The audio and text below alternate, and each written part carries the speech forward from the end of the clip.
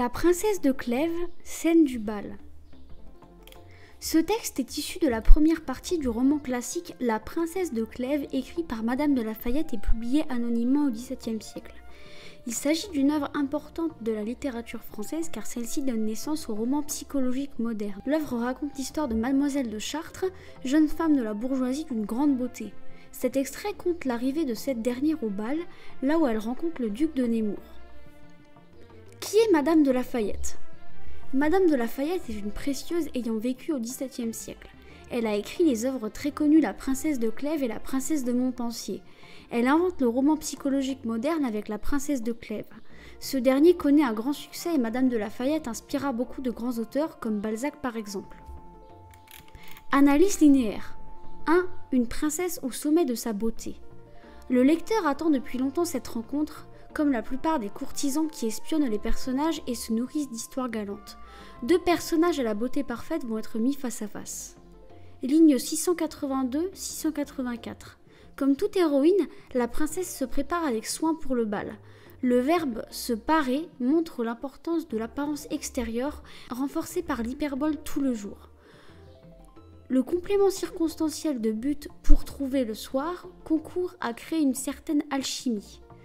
Cet événement grandiose va se passer dans deux lieux exceptionnels, cités dans des compléments circonstanciels de lieu, au bal et au festin royal.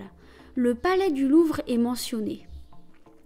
Ligne 684-687. Objet des regards de la cour, elle est admirée pour son allure. Les termes beauté et parure indiquent seulement son apparence extérieure.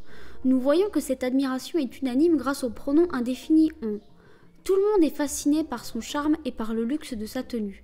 L'arrivée de la princesse de Clèves est mise en valeur puisqu'elle entraîne tout d'abord la focalisation des regards. On admira sa beauté et sa parure. Pronom impersonnel on. Tout le monde plus parure, c'est la richesse, le prestige. Plus la syntaxe des phrases crée un effet de retardement. Le bal commence à l'arrivée de Madame de Clèves. Le duc de Nemours n'est pas encore là et leur rencontre est donc différée. L'imparfait « elle dansait » suggère la durée de cette action. Un événement inattendu se produit alors. La conjonction de subordination comme elle dansait, indique le temps et signifie en même temps que. Il s'agit de l'apparition soudaine du duc de Nemours, signalée au passé simple, un temps qui correspond à une action soudaine et rapide. Il se fit. 2. Une entrée en scène remarquée. Cette apparition est remarquée par le bruit assez grand. L'adverbe assez renforce en fait l'adjectif grand. La litote permet d'accentuer le fait que le bruit perturbe vraiment la danse. La vue, sens surtout utilisé parmi les courtisans, est remplacée par l'ouïe. Cette arrivée soudaine perturbe donc l'ambiance de la salle. Le duc de Nemours, qu'on n'a pas encore reconnu, se fait remarquer. C'est une personne extravertie qui aime être au centre de l'attention. Il entretient le mystère. Le pronom indéfini quelqu'un représente ce mystère. Comme on lui faisait de la place, il s'agit d'une personne de haut rang à la cour et qui impressionne. Nous sommes en focalisation interne. Seule la princesse ne peut pas le reconnaître et ne le voit pas encore. Les autres courtisans savent tous qui le duc de Nemours est. Ligne 687-689.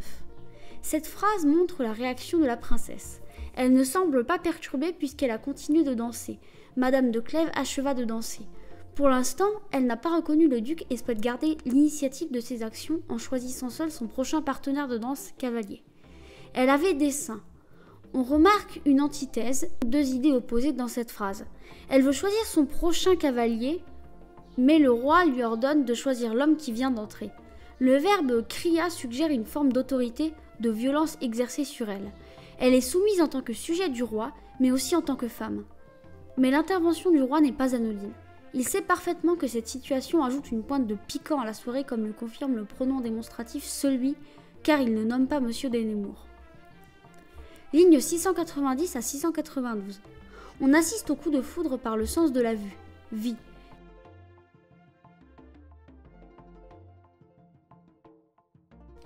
Elle le reconnaît sans le connaître. Crut d'abord ne pouvoir être que Monsieur de Nemours. Utilisation de la négation à valeur restrictive. Ne que. Tant elle a entendu parler de lui, de sa beauté. Elle semble aveuglée par ce spectacle car elle ne réagit même pas devant le manque de bonne manière de ce duc qui se permet de sauter par-dessus les sièges, ce qui ne se fait pas. passait par-dessus quelques sièges pour arriver où l'on dansait.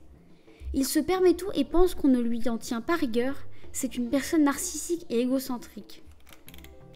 Il existe des règles de bienséance à la cour, comment bien se comporter dans les gestes, les paroles, et il ne les respecte pas. Ligne 692-697. Le narrateur développe le thème du coup de foudre à travers les champs lexicaux de la vue et de la surprise. Présence d'un polyptote, répétition du même radical dans plusieurs mots, vie, voir, vue. Le coup de foudre entraîne un grand choc émotionnel. Surprise, air brillant, étonnement. Le mot étonnement signifie au XVIIe siècle, dans la langue classique de Madame de Lafayette, frapper de stupéfaction. Il s'agit d'une exagération, voire d'une hyperbole.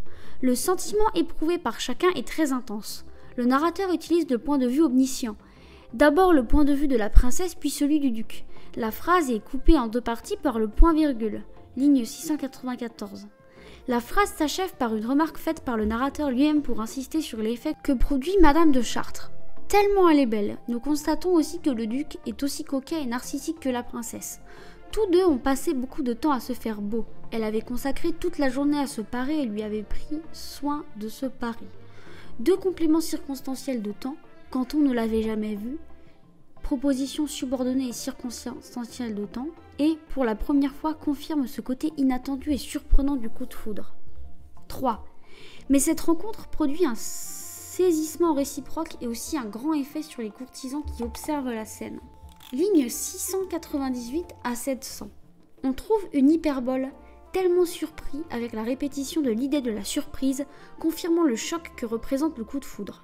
Le rythme de la phrase est ralenti par plusieurs virgules et la mise en apposition de plusieurs subordonnés comme pour mimer l'état de choc du duc de Nemours qui réagit au ralenti. La dernière subordonnée indique sa réaction, qui est retardée par les autres pour laisser un effet de suspense et de surprise pour le lecteur. La princesse elle-même semble émue et on a l'impression qu'elle fait révérence lentement. Le duc manque de discrétion comme d'habitude, ne put s'empêcher de donner des marques de son admiration alors que c'est une femme mariée et que les règles de bienséance lui demanderaient de ne rien montrer. Madame de Clèves a appris par sa mère à masquer ses sentiments. Remarque, les pronoms il et elle se rapprochent progressivement dans la syntaxe jusqu'à former un pronom il avec un S. Le couple s'est formé sous le regard de la cour. Ligne 700 à 702. On assiste alors à la réaction du public. Un murmure de louanges, ce qui signifie que tout le monde est plongé dans un sentiment collectif d'admiration. Ceci est renforcé par le complément circonstanciel de temps placé en début de phrase pour insister sur ce moment particulier où les deux protagonistes commencent à danser et où l'histoire bascule. Les deux personnages sont élégants, beaux, gracieux. Ils possèdent toutes les qualités requises à la cour du roi et tout le monde les trouve beaux en harmonie.